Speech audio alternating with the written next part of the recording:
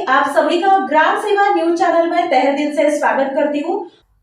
पत्रकारांच्या गृह प्रकल्पाला वेग आला आहे। सोलापुरातील अनेक पत्रकार हे ऑनलाईन अर्ज भरण्यासाठी धावपळ करत आहेत। मात्र ज्यांच्याकडे अधिस्वीकृती कार्ड आहे त्यांचे अर्ज पात्र होतील, बाकीचे अर्ज केराच्या टोपलीत टाकले जाणार आहेत।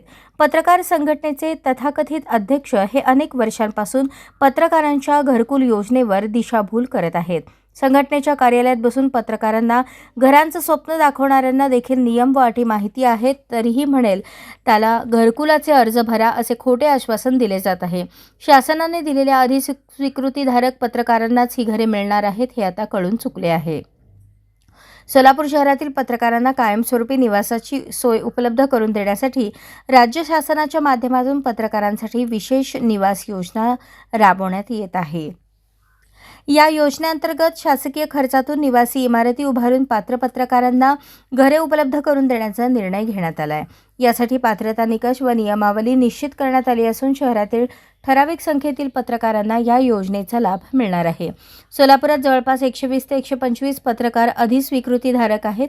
या योजनेचा उद्देश पत्रकारांना स्थिर निवास सुविधा उपलब्ध करून देणे आणि पत्रकारितेच्या क्षेत्रात दीर्घकाळ काम करणाऱ्या पत्रकारांना प्रोत्साहन देणे हा आहे।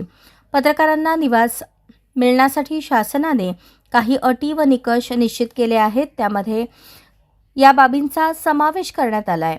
अर्जदार पत्रकार हा मान्यता प्राप्त पत्रकार असणे आवश्यक आहे। संबंधित पत्रकारांनी ठराविक वर्षे पत्रकारितेच्या क्षेत्रात सातत्याने काम केलेले असणे आवश्यक आहे। अर्जदाराच्या नावावर सोलापूर शहर किंवा परिसरात स्वतःचे घर नसावे। पत्रकारांनी शासकीय नियमानुसार आवश्यक कागदपत्रे सादर करणे बंधनकारक आहे। त्याचप्रमाणे अर्जदार हा सोलापूर शहरात वास्तव्यास असणे आवश्यक आहे। पत्रकारांना या योजनेसाठी ठराविक कालावधीत अर्ज करावा लागणार आहे।